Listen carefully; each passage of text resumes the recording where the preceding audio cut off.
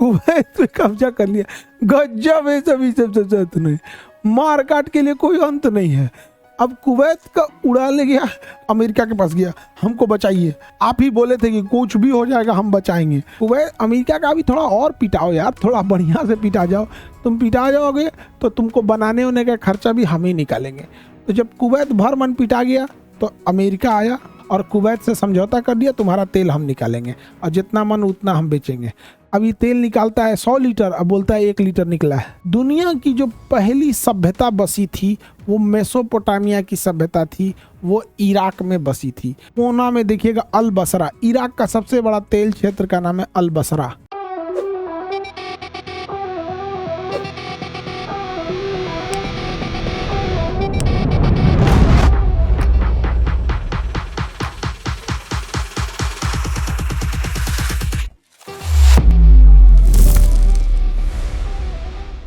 ये देखते हैं कुवैत, कुवैत देखिए, कुवैत, कुवैत मिला नहीं मिला? कुवैत, कुवैत, कुवैत सिटी राजधानी है।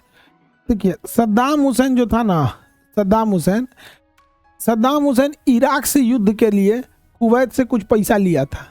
कुवैत ने इसको कर्जा दिया, सद्दाम हुसैन कहा कि कर्जा माफ कर दो।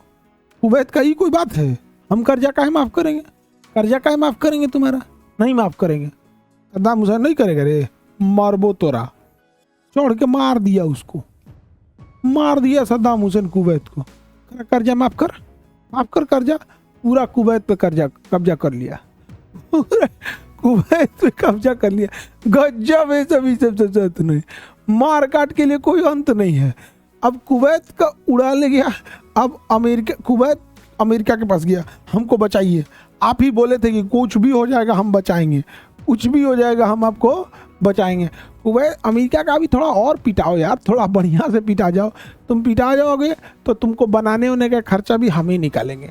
तो जब कुवैत भर मन पिटा गया तो अमेरिका आया, कुवैत को बचाया, सद्दाम हुसैन को मार के पीछे भगा दिया और कुवैत से समझौता कर दिया, तुम्हारा तेल हम निकालेंगे और जितना मन उतना हम बेचेंगे। अब ये तेल निकालता है 100 लीटर, अब बोलता है 1 लीटर निकला है। 100 लीटर तेल निकालेगा, कहेगा 1 लीटर निकला है। इनका हिम्मत है कि बोल दे कि हमारा ज़्यादा निकला है, कोई दिक्कत। कुवैत की सीमा ईरान से नहीं लगती है, कुवैत की सीमा ईरान से नहीं लगती है क्योंकि यहाँ इराक आ जाता है। कौन आ जाता है? इराक आ जाता है, इराक, इराक आ जाता है। कुवैत की सीमा ईरान से नहीं लगती है। कुवैत और इराक के बीच में युद्ध हुआ था। अब आते हैं हम इराक पे, इस पे आते हैं इराक पे। इराक पर, इराक की राजधानी बगदाद, इराक की राजधानी है बगदाद, इराक की राजधानी है बगदाद। चलिए समझिए ध्यान से, इराक की राजधानी है बगदाद। दुनिया की जो पहली सभ्यता बसी थी वो मेसोपोटामिया की सभ्यता थी, वो इराक में बसी थी। दुनिया की पहली जो सभ्यता थी वो मेसोपोटामिया की सभ्यता थी, वो इराक में बसी थी। कहाँ बसी थी? इराक में जाके बसी थी दुनिया की पहली सभ्यता, इराक में। और यहाँ दजला और फरहाद दो नदियाँ हैं, टिब्रिस और यूफ्रेटस नदी। देखिए आपको लिखेगा टिब्रिस और यूफ्रेटस नदी आपको मिलेगा नक्शा में। देखिए टिब्रिस और यूफ्रेटस नदी मिलेगा इराक में। इराक में देखिए टिब्रिस और यूफ्रेटस नदी मिलेगा, मिल गया। यहाँ सबसे पहली सभ्यता बसी थी। इस इराक का सबसे बड़ा तेल क्षेत्र का नाम है अल बसरा। कोना में देखिएगा अल बसरा, इराक का सबसे बड़ा तेल क्षेत्र का नाम है अल बसरा। अल बसरा, अल बसरा, सबसे बड़ा तेल क्षेत्र का नाम है अल बसरा। सबसे बड़ा तेल क्षेत्र का नाम क्या है? अल बसरा। इसका सबसे बड़ा तेल क्षेत्र है अल बसरा। ये इराक की राजधानी बगदाद है। बगदाद के पास देखिएगा करबला मिलेगा, बगदाद के पास मिलेगा करबला, मिल गया करबला, करबला मिल गया करबला। मुस्लिम लोग मुहर्रम का जो त्यौहार मनाते हैं, मुस्लिम लोग मुहर्रम का त्यौहार मनाते हैं, तो देखिएगा तजिया लेके करबला एक अपना वो सांकेतिक करबला बनाते हैं, वहाँ जाते हैं। करबला क्या था कि देखिए जब मोहम्मद साहब थे तो मदीना से जब मोहम्मद साहब चले गए, जब वो दुनिया से चले गए तो उन्होंने कहा कि देखो भाई कोई राजा इस्लाम का नेतृत्व नहीं करेगा, कोई राजा इस्लाम का नेतृत्व नहीं करेगा, जो योग्य होगा जिसे लोग चुनेंगे खलीफा बनाएंगे वही आगे इस्लाम का नेतृत्व करेगा। तो कई अलग अलग खलीफाओं को भेजा गया। अब इसमें जो खलीफा बने हजरत अली, तो हजरत अली जब खलीफा बने तो कई अलग अलग जगहों पे, देखो ये इस्लामिक कानून इस्लाम का ही कहानी है, तो जो पूरी तरह से इस्लामिक के हिसाब से हम आपको, क्योंकि अब मदरसा में तो हम पढ़ा नहीं रहे हैं या इस्लामिक नॉलेज तो दे नहीं रहे हैं, कि हिस्ट्री का एक छोटा पोर्शन बस बता रहे हैं। तो मोहम्मद साहब के बाद इस बात का हुआ है कि खलीफा कौन बनेगा। तो एक पक्ष ये कहता था कि खलीफा बनेंगे हजरत अली, और एक पक्ष कहा कि नहीं खलीफा बनेंगे हजरत उमर। तो अंततः खलीफा बने हजरत उमर, बाद में जाके खलीफा बने हजरत अली।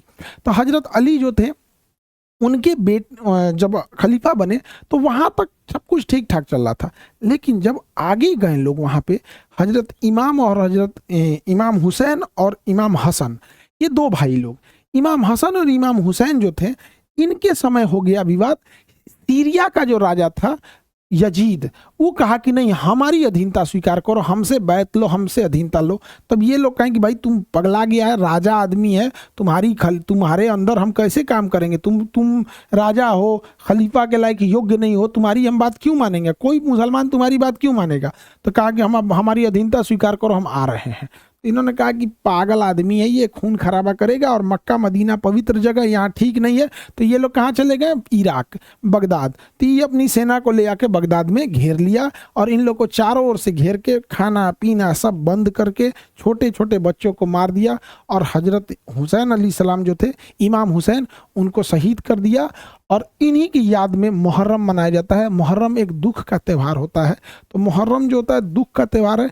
और इसमें सीरिया का उस समय का राजा था यजीद, यहूदी नहीं यजीद, समझा गया कि नहीं गया, यजीद नाम था, यजीद नाम था, समझे। तो उन्हीं की याद में हम लोग यहाँ पर जो अभी मुहर्रम का त्यौहार होता है वो एक दुख का त्यौहार है, इसलिए कभी किसी को हैप्पी मुहर्रम नहीं बोला जाता है, हैप्पी मुहर्रम नहीं बोलते हैं, समझ में आ गया कि नहीं।